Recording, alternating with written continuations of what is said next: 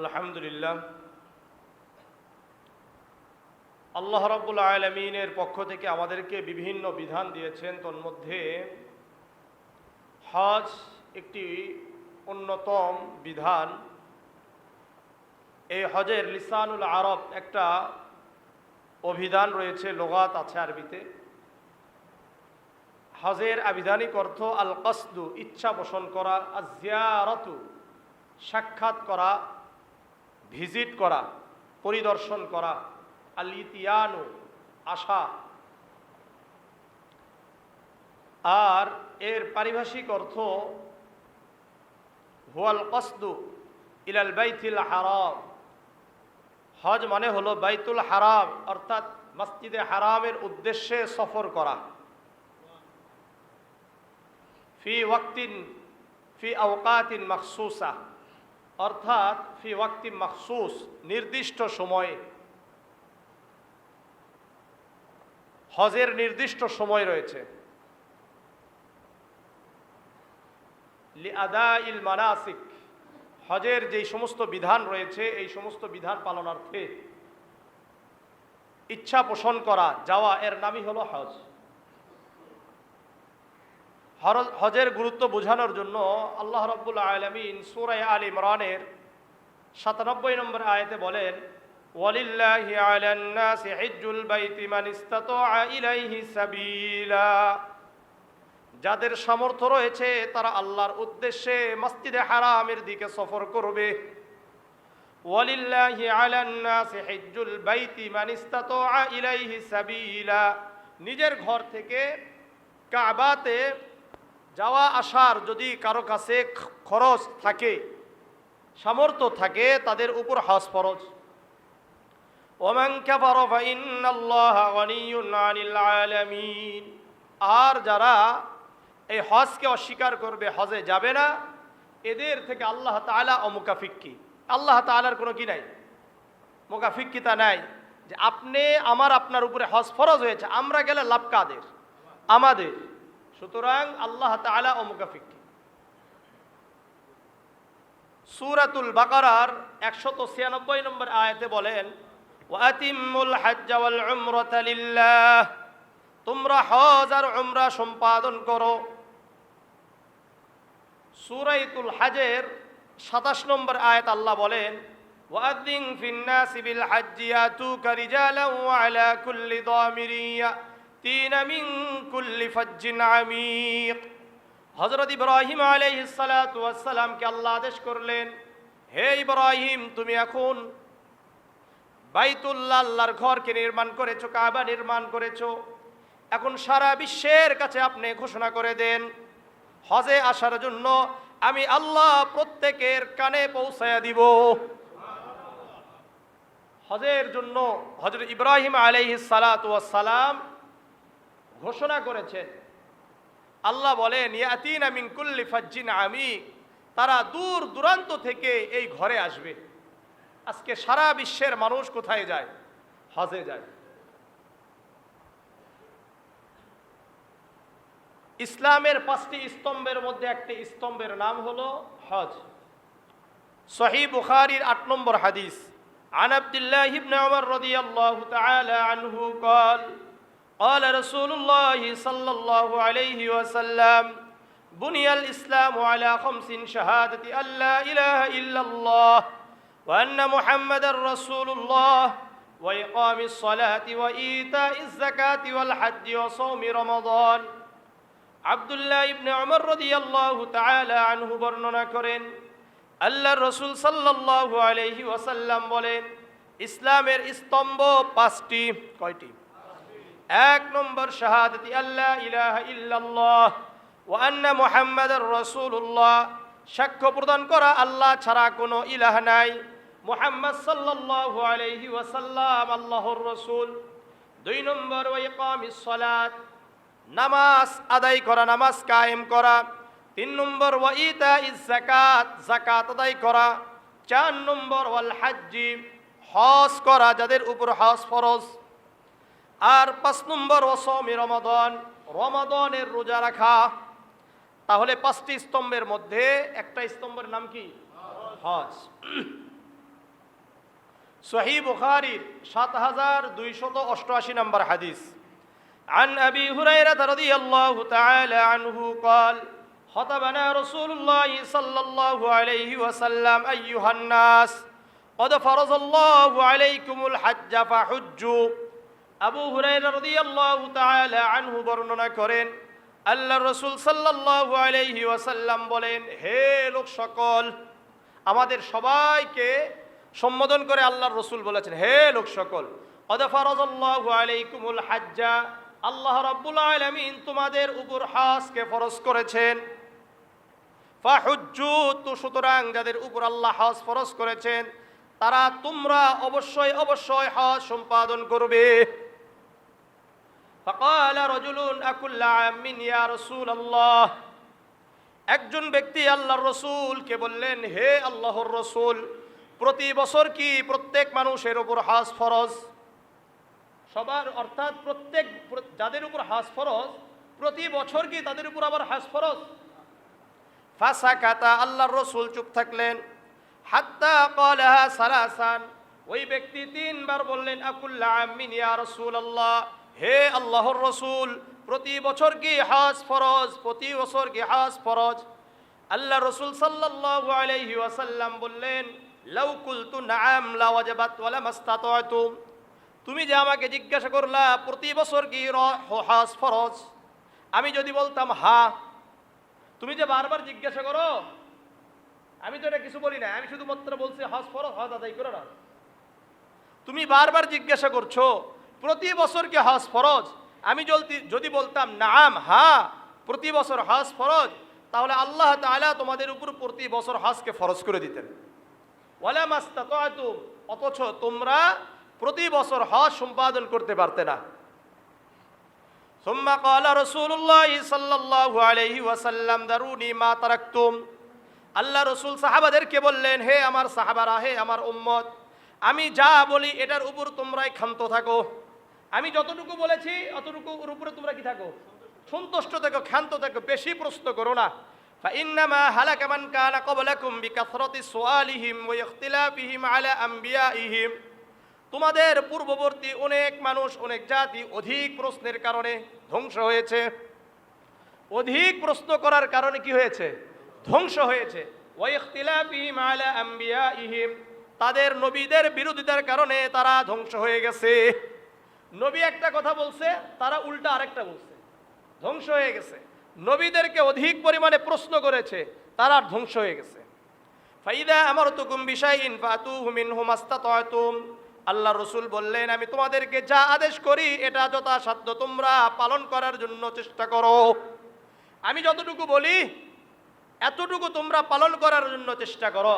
ওয়াইদা নাহাইতুকুম আন শাইইন ফাদাউহু, আর আমি রাসূল তোমাদেরকে যা নিষেধ করি এগুলো থেকে তোমরা বিরত থাকো।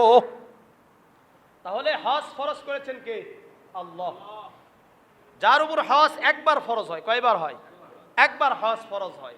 কিন্তু হজ করতে গিয়েছে, হজ ফরজ হজ করতে গিয়েছে, কিন্তু পূর্ণাঙ্গভাবে হজ ফরজ আদায় করতে পারে নাই, তাহলে সে কি করবে? নামাজ যদি নষ্ট হয় তাহলে নামাজ কি করবেন? আবার পড়তে হবে না? তাহলে হজও যদি নষ্ট হয় আবার করতে হবে। এই জন্য হজে যাওয়ার আগে অবশ্যই হজের সব কিছু বিধান ভালো করে জেনে এরপরে যাওয়া, এবং ভালো একজন মুআল্লিমের সাথে যাওয়া, যিনি সব বুঝেন, যার তার সাথে দৌড়াইন না। আমাদের একটা সমস্যা কি জানেন? যেদিকে চাকচিক্যতা বেশি দেখে সেদিকে দৌড়াই। কি দেখে? চাকচিক্যতা বেশি দেখে সেদিকে দৌড়াই, আর কোনো খোঁজ খবর নেই। আল্লাহ বুঝার তৌফিক দান করেন, আল্লাহ বুঝার তৌফিক দান করেন। আল্লাহ বুঝে শুনে সব কাজ করতে হবে, সব কিছু আপনার জীবনের সব কিছু বুঝে শুনে এরপরে কাজ করতে হবে। এদিক সেদিক খেলে দৌড়ানো যাবে না। আল্লাহ বুঝার তৌফিক দান করেন। সুনানে ইবনে মাজার 2886 নম্বর হাদিস। عن عبد الله بن عباس رضي الله تعالى عنه قال أن الأكرع بن حابس سأل النبي صلى الله عليه وسلم يا رسول الله আব্দুল্লাহ ইবনে আব্বাস রাদিয়াল্লাহু তাআলা আনহু বলেন, আকরা ইবনে হাবিস রাদিয়াল্লাহু তাআলা আনহু আল্লাহর রাসূলকে জিজ্ঞাসা করলেন, হে আল্লাহর রাসূল, আল হাজ্জু ফি কুল্লি সানাতিন আও মাররাতান ওয়াহিদা, হে আল্লাহর রাসূল, প্রতি বছর কি হজ ফরজ না একবার জীবনে হজ ফরজ? আল্লাহর রাসূল বললেন, বাল মাররাতান ওয়াহিদা, জীবনে একবার হজ ফরজ হয়। কয়বার? একবার। ফামান ইসতাতাআ ফাতাতাউউন, আর যে ব্যক্তি একবার হজ আদায় করার পরে আবারও হজ করে, ওই ব্যক্তির জন্য পরবর্তী যেই হজগুলো করবে এগুলো নফল হয়ে যাবে। কি হবে? নফল। বুঝে আসছে? প্রথমবার যেটা হবে এটা কি হবে? ফরজ। এরপর থেকে যাদের উপর হজ ফরজ তাদের এগুলো নফল হয়ে যাবে।